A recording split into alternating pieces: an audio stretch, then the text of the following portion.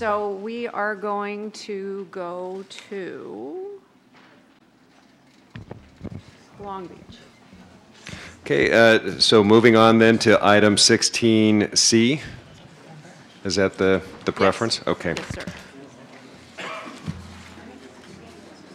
All right, and Danny Ziff, a coastal program analyst in the Commission's South Coast District Office, will be presenting the next item, 16C. Good evening, I think, Commissioners. This item is the de novo coastal development permit for the relocation of 30 palm trees, addition of 22 new mature palm trees, and 23 new native canopy trees and tree trimming in the public right-of-way along Marina Drive within the City of Long Beach's local coastal program jurisdiction area. The applicant is the City of Long Beach. The project location is the first public road from the sea in the southeast area of Long Beach between 2nd Street and Studebaker Road. A variety of coastal resources exist within 1,000 feet of the proposed project, including the Alamitos Bay Marina, the Los Cerritos wetlands, visitor-serving commercial developments, and waterfront promenades. All of the subject work is proposed within the public right-of-way in the street median and along either side of the public road. With the loss of natural wetlands upon coastal urbanization, many heron colonies, including the Alamitos Bay Marina Great Blue Heron colony found at the subject site, have adapted by relocating their nesting colonies to stands of tall, non-native trees in highly developed areas. Suitable Great Blue Heron nesting sites are scarce in Southern California. There are close to 200 palm trees currently on the site that may provide potential nesting habitat. No trees will be cut down or permanently removed as part of the project. Although there were no active nests in the 22 palm trees that were removed, the staff would note that some of the trees have been historically used for nesting and were all potential nesting sites. On December 20th, 2018, the city approved a local CDP with conditions for tree trimming, relocation of 44 palm trees, and addition of 41 new trees in the public right-of-way at the subject site. The project was appealed by Citizens About Responsible Planning, Anna Christenson, and Melinda Cotton, and the Commission found the project raised a substantial issue at our March meeting in regard to potential impacts to nesting bird habitat.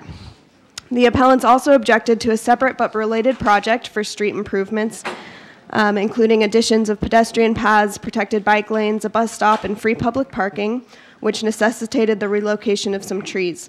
The city determined this project to be exempt from CDP requirements. Subsequent to the Commission's action, the City of Long Beach worked with Commission staff to revise the project to reduce the number of trees proposed to be relocated from 60 to 30, add additional canopy trees, and propose an assortment of native trees. Additionally, the city intends to conduct development in a manner that will avoid impacts to nesting birds, adhere to tree trimming and relocation best practices, and ensure successful establishment of coastal habitat that can continue to support shorebirds and other biological resources. The proposal before the Commission is the relocation of 30 palm trees, addition of 22 new mature palm trees to replace the 22 removed in 2018, planting of 23 new native canopy trees, and future maintenance and tree trimming in the public right-of-way along Marina Drive. The city's revised site plans for the proposed project, depicted in part on this slide, were prepared in consultation with the city's biologist, arborist, and landscape architect. The city's revised project includes plans to relocate one tree within the Coastal Commission's original permit jurisdiction area, represented in blue. Because that tree is located outside the city's LCP coastal permit jurisdiction area, that portion of the project is not a part of the action before the Commission today. However, in 2008, the Commission approved a tree trimming and removal program for the city pursuant to a CDP that would authorize the potential relocation of that tree, subject to conditions that do not allow tree trimming and removal during nesting season unless a threat to public safety exists. The city is proposing to carry out this development during nesting season to meet deadlines for other related development.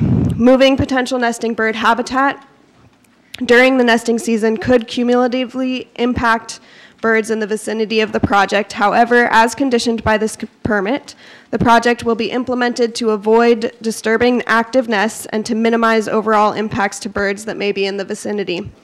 Specifically, the city must comply with the best management practices, which include measures to safely prepare, transport, and replant mature trees of varying heights. Special Condition 1 requires all development within the city's jurisdiction area to be carried out per the city's proposal and permit conditions. Special Condition 3B only permits tree trimming during nesting season when required for public health and safety or to comply with the special conditions of this permit. And when necessary in those cases, trimming must be monitored by a qualified specialist and be conducted to ensure the trees can support future nesting. Special Condition 2 is required to avoid impacts to nesting birds, including but not limited to black-crowned night herons, great blue herons, and snowy egrets, by requiring the city to retain a qualified biologist to survey the site for nests, breeding behavior, and noise, and monitor construction operations. If a qualified biologist determines that the work authorized by this permit could adversely affect sensitive bird species, Special Condition 2D requires the applicant to cease work and notify the executive director. To address the Commission's deliberations on the appeal and substantial issue determination from March 2019, the project has been revised so that the proposed new canopy trees will include native species that require low water input, can serve as microhabitat and protect adjacent palms, and the city's proposed use of western sycamores and Catalina ironwoods can also grow to sufficient heights to be suitable for wading bird and other bird nesting sites. Any future landscaping on site must also be composed of native low water use species. Furthermore, in order to ensure that the new and relocated trees establish successfully, the city is required to revise its 5-year monitoring plan to include the aforementioned special conditions, include criteria for successful tree establishment, and submit to the executive director annual monitoring reports and a 5-year monitoring report prepared by a qualified arborist that include information on the health of each relocated, planted, or replaced tree, recommendations for improving tree health, and reports on the city's implementation of the arborist's recommendations. If the 5-year monitoring report indicates that a significant number of trees did not establish successfully, then the applicant must submit a tree replacement plan to ensure that the proposed development will not adversely impact what remains of Southern California wading bird rookeries. In conclusion, as conditioned, the proposed development will not adversely impact coastal resources, including nesting, wading, and shorebirds and their habitat, and conforms with all applicable policies of the City of Long Beach, certified LCP, and the public access policies of the Coastal Act. Thus, staff is recommending that the Commission approve the project subject to the 4 aforementioned special conditions.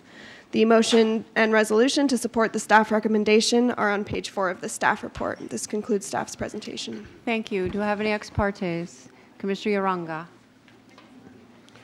Thank you, Chair Bosco. On May 1st at approximately 3 p.m., I had a meeting with Mr. Bob Vatz, who is representing the Long Beach Marina Boat Owners Association, and my Chief of Staff, Selena Luna, at my office. Mr. Vatz, a representative from the Boat Owner Association, shared concerns on behalf of the organization regarding the proposed road diet on the Marina Drive from 2 lanes to 1 lane. He feels that it is a vital concern for the boat owners in Los Alamitos Bay as they are worried about accessibility for emergency services. They would like to see Marina Drive continue to have 2 lanes in each direction. I had another ex parte on April 30th at approximately 11 a.m. with Tom Modica, the Assistant City Manager to the City of Long Beach, and my Chief of Staff, Selena Luna. The city's representative provided a background on the project and highlighted the following. This project is in conjunction with the Complete Streets project, which will significantly enhance the landscape, safety, and coastal access while preserving various precious habitat. The implementation of the proposed project will allow for a more balanced multimodal transportation network that meets the needs of all users, including motorists, pedestrians, and bicyclists. In addition to a safe and more diverse roadway, the project also benefits the community with the installation of sidewalks where none existed, 5 new crosswalks, 94 new parking stalls, and new bus stops and shelters. Further, the project minimizes all impacts to existing bird habitat while providing 23 additional low water use canopy trees that will support nesting activities. The success of the relocation is ensured through a 5-year monitoring program. Benefits of this project include increased coastal access by way of new sidewalks and parking spaces,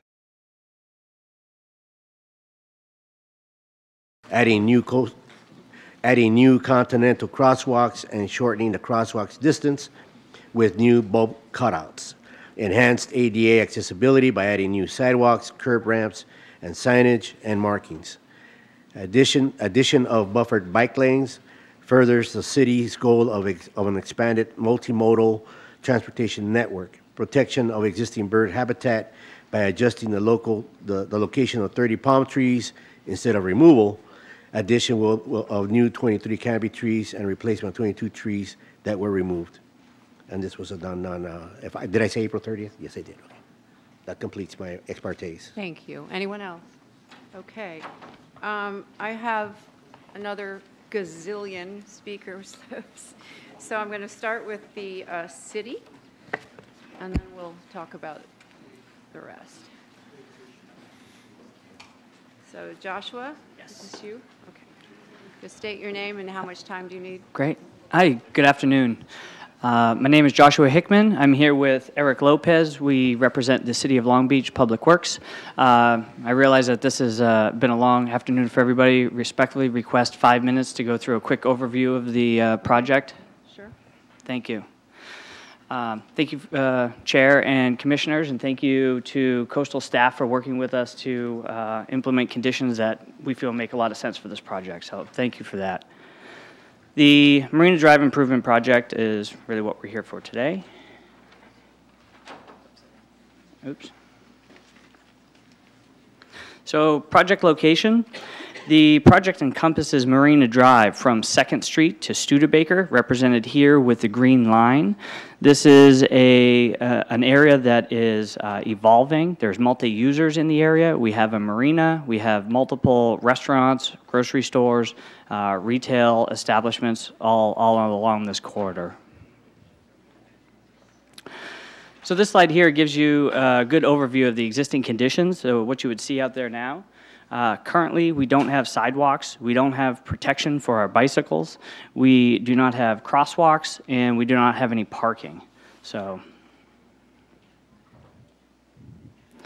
this is a typical cross-section of what we would call a complete street.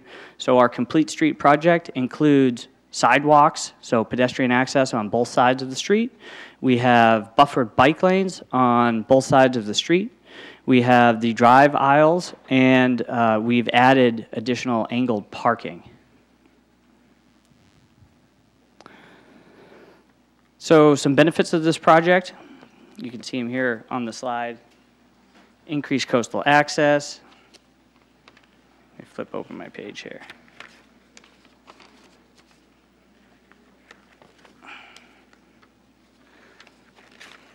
So the increased coastal access for varied users. We have an addition of 94 new parking stalls, 5 new crosswalks, new bus stops, as well as improved drainage and ADA access. So this is a site plan drawing of our proposed project. The green trees represent trees that would remain in their current location. The orange trees represent trees that do need to be relocated. As you can see on this site plan, the trees that are being relocated because they will be in the future roadbed or in a future crosswalk or possibly a curb ramp. So we've tried to minimize the impacts as much as possible. There has been a number of different design iterations. We've modified the design in conjunction with various stakeholders, including the appellants. We had an initial design last year that did include removal of the palm trees. We've since adjusted the design numerous times. As coastal staff had alluded to, the most recent plan, we've added sidewalk planters, meaning that we were able to accommodate as many trees as possible in the current location as possible, with the exception of those trees that are in the future roadbed, crosswalks, or ADA ramps. So we've really tried to maintain the existing locations, and we've prioritized that, and that's what's represented in the latest version. So protecting bird habitat. 30 of the 193 trees do need to be relocated, and they need to be relocated for safety and access purposes, as you could see in that site plan drawing. They are all being relocated on site, meaning that stretch of Marina Drive between 2nd and Studebaker. In addition to that, we're replacing the 22 trees that were removed, and in addition to that, we're replacing or adding 23 canopy trees that will support additional bird habitat. So in total, at the end of the project, we'll have 238 trees suitable for nesting and habitat purposes. So this is an example of the trees that are being added.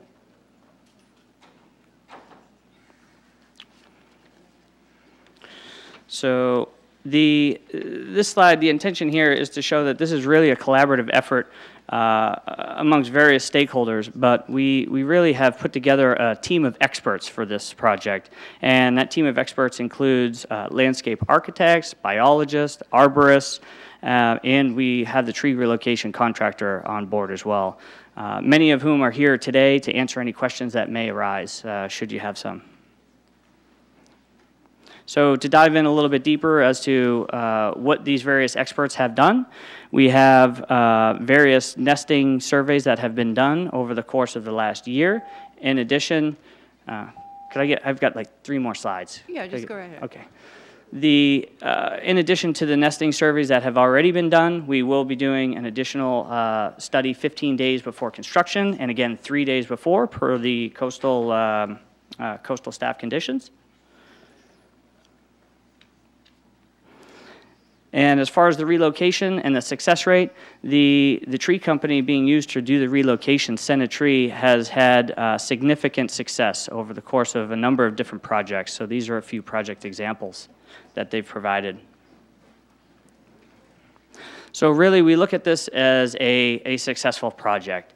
So we have increased access, we have increased safety, and we have increased habitat. So I hope you will work with us to approve the project so we can move forward. Thank you. Thank you.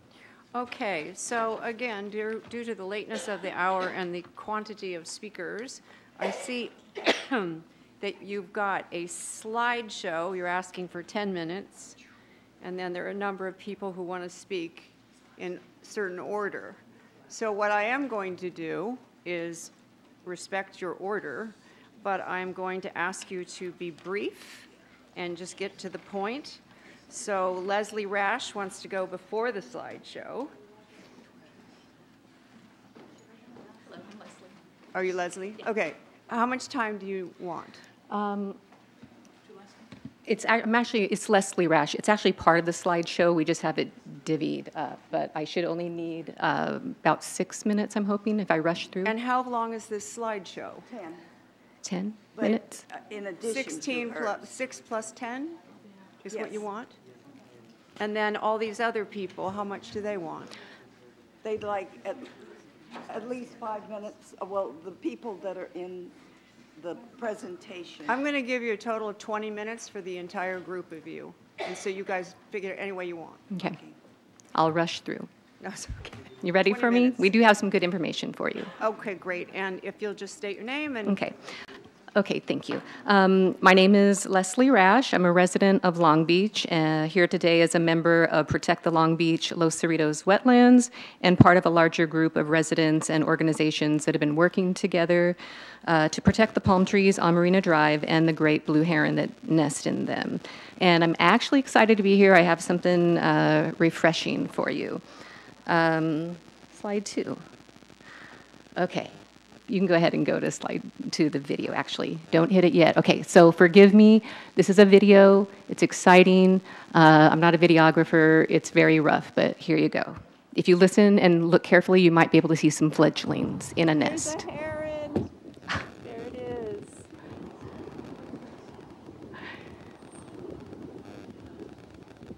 I've already gotten ahead of myself. What I'm supposed to be saying is that I saw this on Monday. I visited the the palm trees. I was in the parking lot. There's a huge free parking lot on Marina Drive, so we do have a lot of parking. But I witnessed the heron go into the nest, fly in and out of the nest, and did you see the fledgling, the little heads bob up and down? It was incredible. Okay, next slide, please. So that video was trimmed down from about 4 minutes to 35 seconds. I don't want to misrepresent how much time the mama heron spends with its babies. Okay, so it flew off. Here we go. The heron flew off into the direction of Long Beach Los Cerritos wetlands. And I watched this magnificent creature soar back to its young over and over. Next slide, thank you. Okay, we have one other video. You can go ahead and play that. This went from 6 minutes down to just less than a minute. Here it comes in, coming from the direction of the wetlands, which is northeast. So this tree has a heron and it has fledglings, and it's very exciting. I don't even know what slide I'm on, but that's a video, okay. You'll see when it flies off,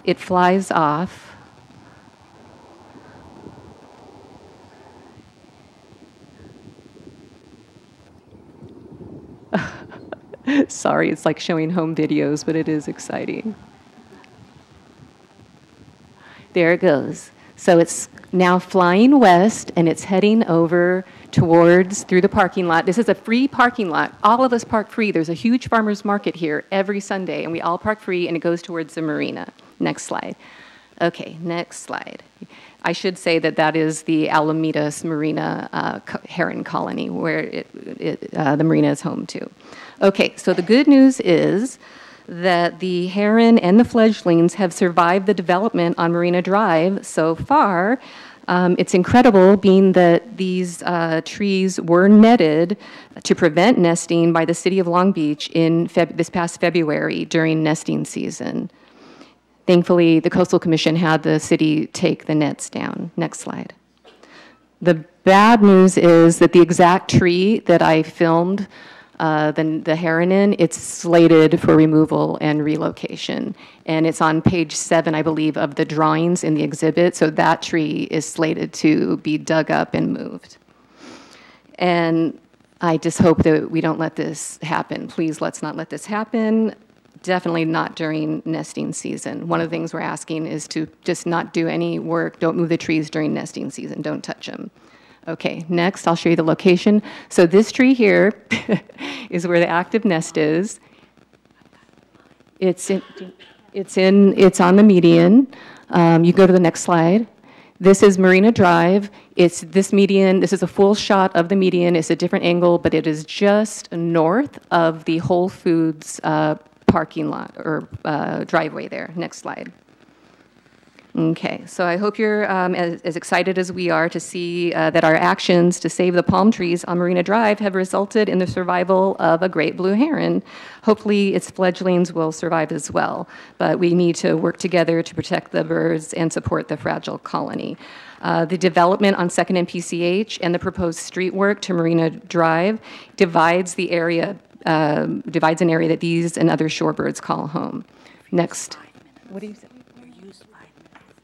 Okay, can I continue? Can I just point out, 20 minutes for all of you. You understood that? Okay. Some of the commissioners are worried you didn't understand what I said. Okay, well, let me get to this, sorry. Yeah, go for it. Okay, so we have it, go ahead. So you see here the difference, the palm trees on the left side are trimmed by the Marine Bureau. The ones on the right side are trimmed by Public Works. Keep going. It's a jurisdiction issue. There's no reason why these trees can't be trimmed the same. They're part of an ecosystem that joins marina and the wetlands. Go ahead. The over-trimmed trees on the marina side, they're trimmed that way because the boat owners complain about the birds. The ones over on this side where the development is, they're not trimmed as much because they are trimmed by Public Works. Next slide.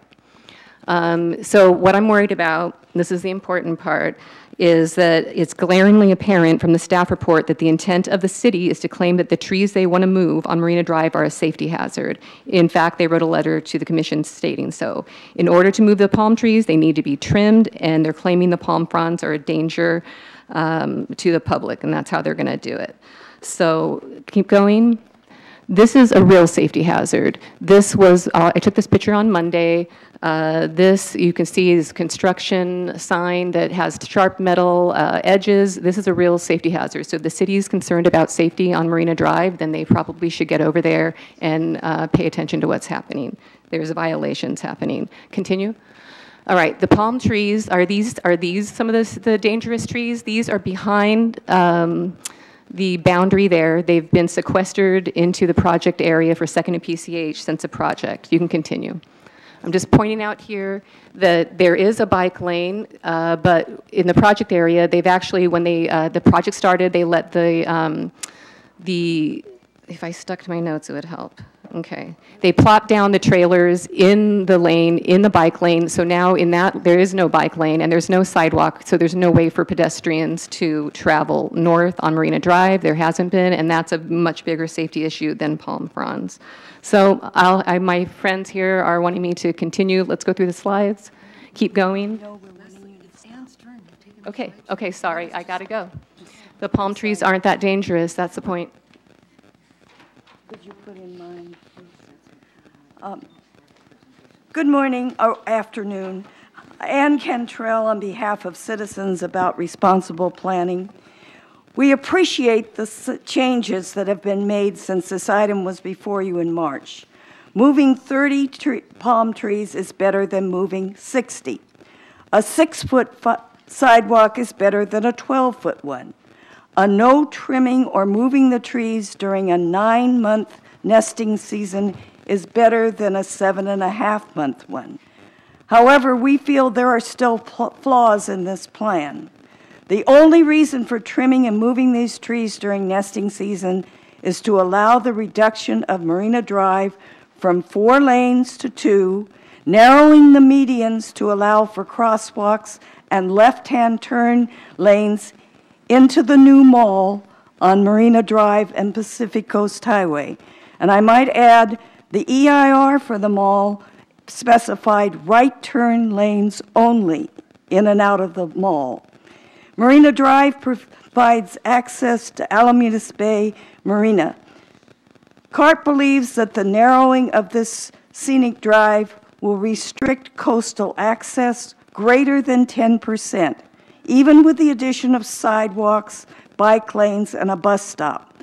The Coastal Act was created to protect coastal resources and access to the coast, not access to the shopping mall. Next slide. We've already talked about the location, so go to slide 3. This is what was once on the location of PCH and 2nd Street, the Seaport Marina Hotel. It was surrounded by mature palm trees on all sides. Next slide. The hotel and the palm trees have now been demolished, and the 2nd and PCH Mall is being built at this location. The mall EIR failed to address habitat destruction and promised to preserve on and off-site trees. Slide 5. Great Blue Herons are wading, not swimming birds. Most of Alamitos Bay is too deep to provide foraging for them, and the shores are filled with development. Next slide. Right across PCH from Marina Drive are the Los Cerritos wetlands, which are a vital foraging area for many birds, including the Great Blue Herons. There are no suitable nesting trees in the wetlands. Slide 7. Great Blue Herons nest in the tallest trees near their foraging areas. There are hundreds of trees in Long Beach, but few are suitable nesting palms close to the wetlands for the herons. This photo was taken at the south end of Marina Drive before the illegal removal of 22 palms for mall construction. These provide ideal nesting sites. Please note there are currently 4 traffic lanes, which will be reduced to 2 with the planned street changes. Next slide. This is the north end of Marina Drive from 2nd Street. This was taken at the beginning of the mall construction, and you've already been pointed out that the construction fence takes up the public right-of-way and the bike lanes and most of 1 lane of traffic. The palm trees on the right side of the street were severely trimmed, while the ones in the medians and the construction site were not trimmed last year. Slide 9. Great blue herons need trees with lots of foliage to secure their large, heavy nests. Slide 10. Building a nest is a big investment, so herons reuse the nest year after year. If the trees are trimmed every year, the nests are often destroyed and rendered unsafe. Next slide. Great blue herons have a longer breeding season than most birds. Fledglings are fed by the parents for as long as 6 months. The current and proposed policies state, quote, no trimming or removal is allowed during nesting season, January through September, unless public safety is involved. Next slide. Pardon me. There is at least 1 active great blue heron nest, as you've seen in the video. Next slide. This tree is on the median, as Leslie says. Next slide. As shown on map 7 of your packet, this nesting tree is one of the 30 trees scheduled to be moved. Both the old and proposed tree policies contain wording, quote, trees and branches with a nest that has been active any time within the last 5 years shall not be trimmed or disturbed unless a health or safety danger exists. There is no health or safety issues here. This tree is being moved solely to shorten and narrow the medians, as is shown on the outline of the map. Next slide. Many other birds nest in palm trees, from orioles to barn owls. Palms should never be trimmed during nesting season, nor should they be trimmed every year. Next slide.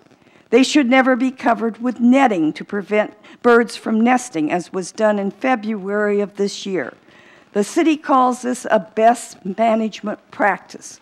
We say this is an assault on a coastal resource, the declining Alamitas Bay heron colony, and all nesting birds. We don't know how many nests might have been under this netting, but birds certainly had no access to nesting sites. Next slide. This appears to be the remains of a nest in a tall palm next to the stairwell in the mall that's under construction. It may have been destroyed by netting. We don't know. Next slide. Hundreds of Long Beach citizens have protested the trimming, cutting down, moving, and netting of Marina Drive palms. They have signed petitions and written letters to newspapers, council members, and to you.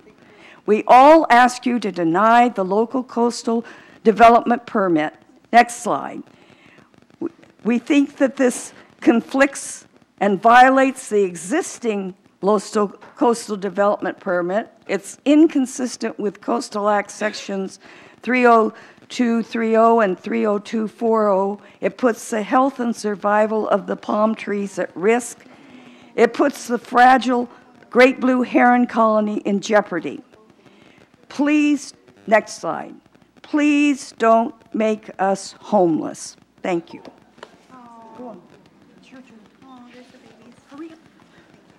Okay.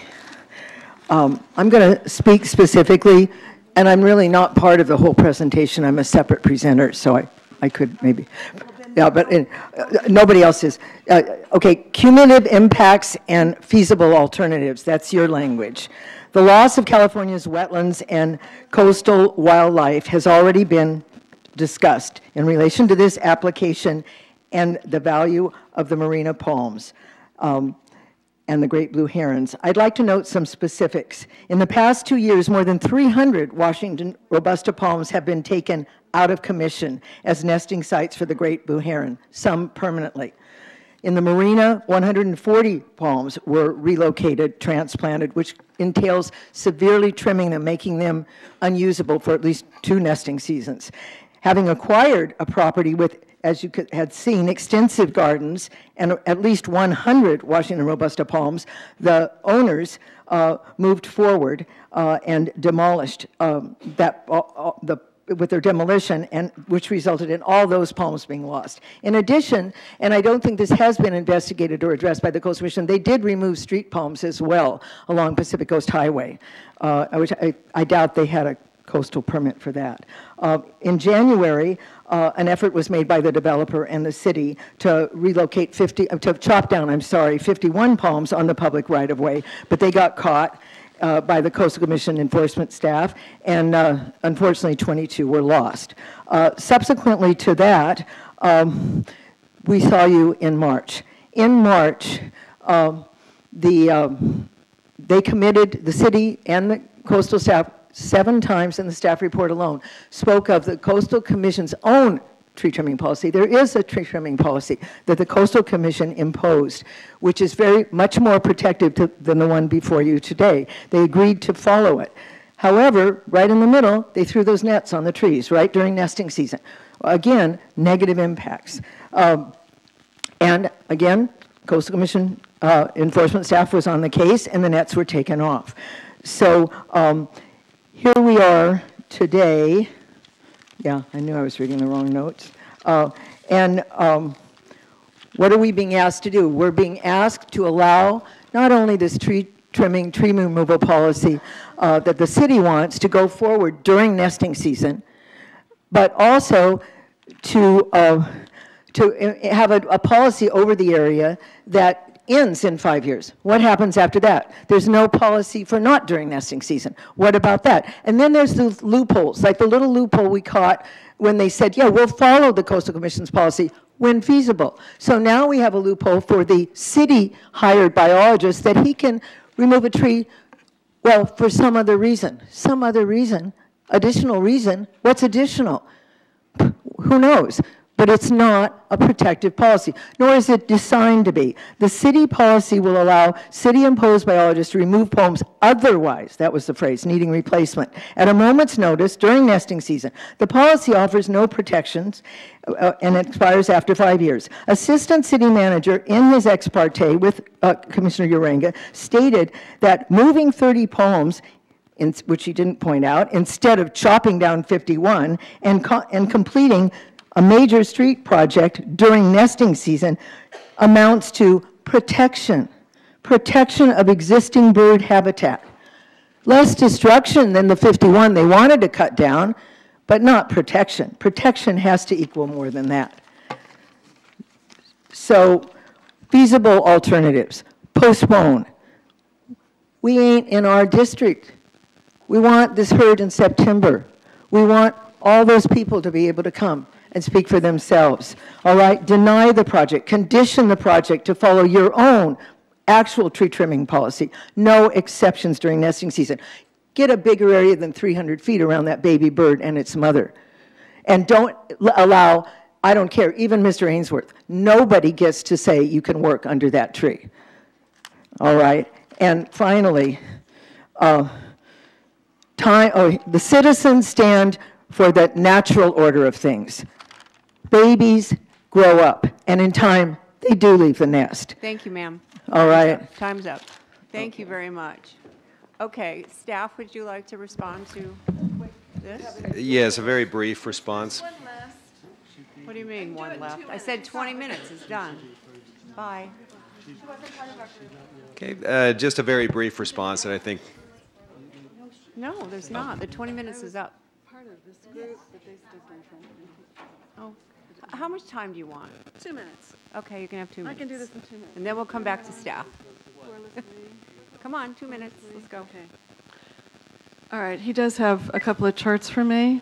Basically, what I was looking at this from was from a compliance standpoint.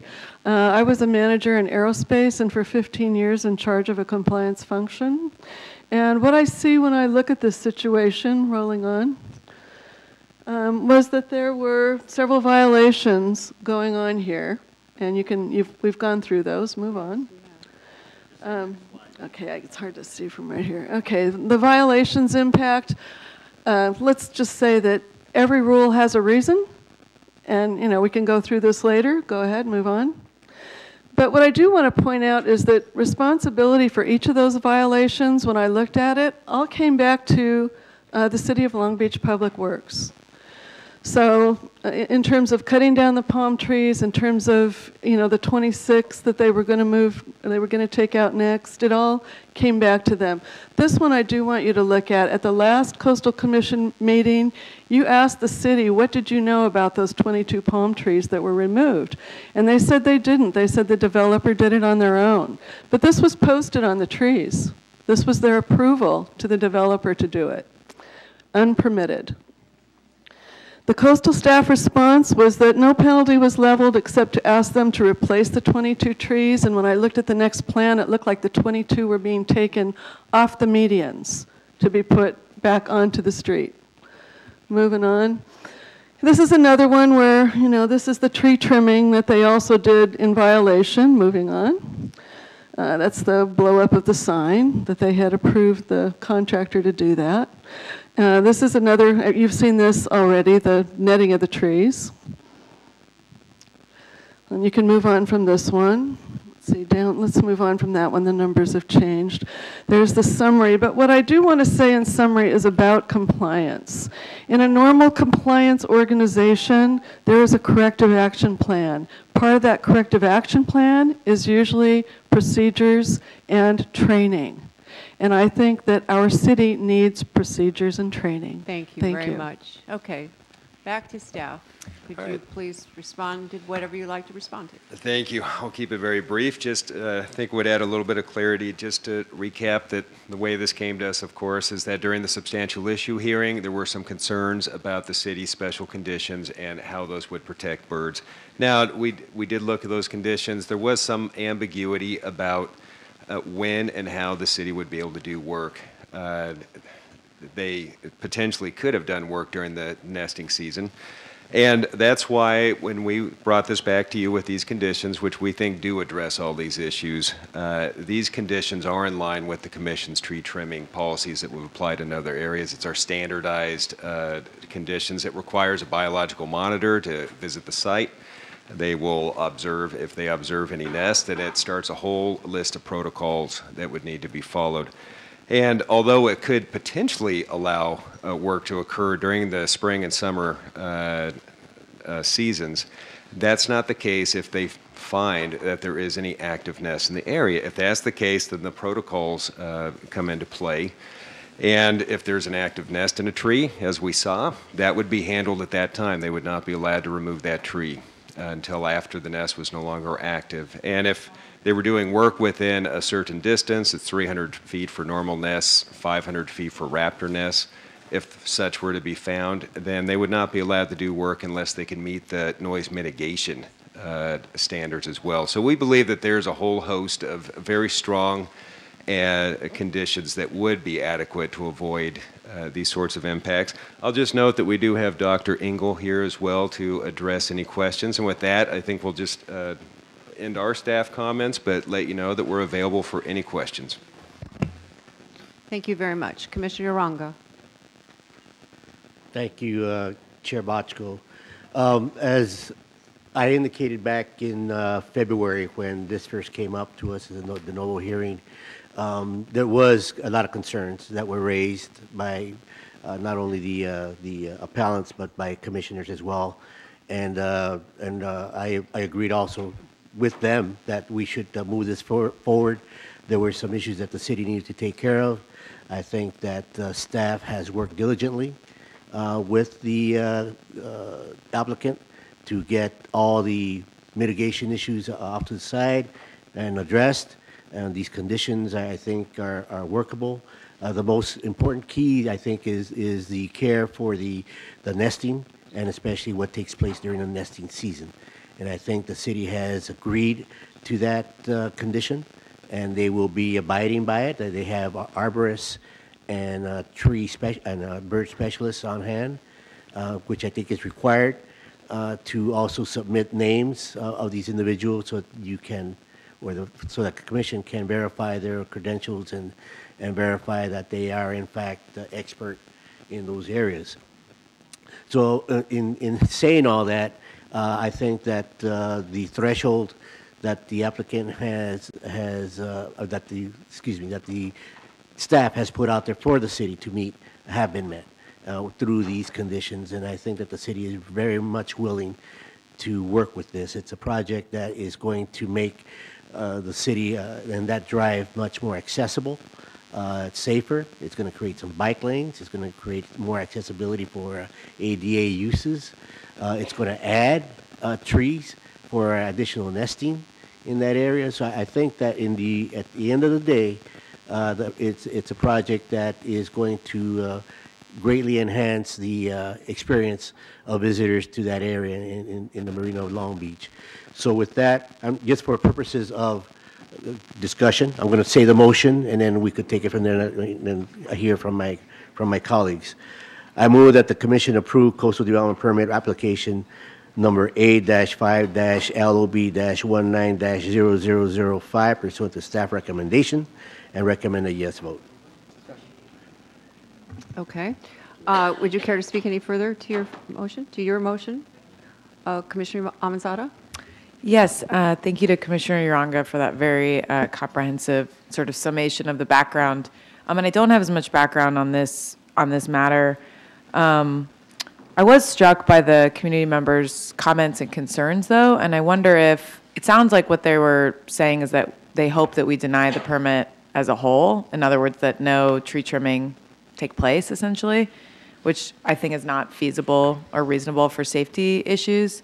But I wonder, from staff's perspective, are there other conditions that could satisfy or better address some of the concerns that were raised? Or do you feel that these conditions are sort of exhaustive to address those concerns? Thank you. That's a great question. When you directed us to go back and take a deeper dive at this project, that is what we have done with the city. We've worked, and the city's worked cooperatively with us, reflected in these conditions, and there have been revisions to this project description from the project that was appealed. And some of those revisions are a very detailed dive. We went down to a foot-by-foot, inch-by-inch analysis of which trees could be saved, left alone, and could we avoid any removal. And we have avoided the removal of some additional trees, minimized every impact that we believe could be potentially minimized. And I would just note that, again, that